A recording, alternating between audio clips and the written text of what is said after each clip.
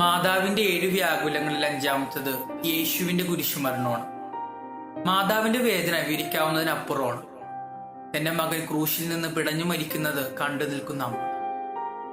ബെത്ലഹേമിൽ വെച്ച് ആദ്യമായിട്ട് യേശുവിന്റെ ശ്വാസം കാണുന്നത് മാതാവാണ്. അതുപോലെ തന്നെ ക്രൂശിൽ വെച്ച് അവസാനമായിട്ട് തന്റെ ശ്വാസം നിലയ്ക്കുന്നത് കാണുന്നത് മാതാവാണ്.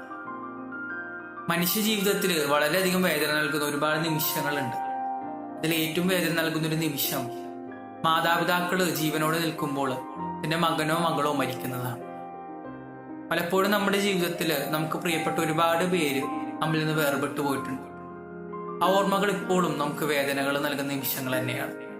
ഇനിയുള്ള ദിവസങ്ങളിൽ നമ്മുടെ വേദനകളൊക്കെ മാതാവിന്റെ വിമല ഹൃദയത്തോട് ചേർത്ത് വെച്ച് നമുക്ക് പ്രാർത്ഥിക്കാം. അതുമാത്രമല്ല, നമ്മളിൽ നിന്ന് വേർപെട്ടു പോയ നമ്മുടെ പ്രിയപ്പെട്ടവരൊക്കെ സ്വർഗമാകുന്ന പ്രത്യാശയിലോട്ടാണ് പോയത് എന്നുള്ള തിരിച്ചറിവ് നമുക്കെല്ലാവർക്കും ഉണ്ടായിരിക്കട്ടെ.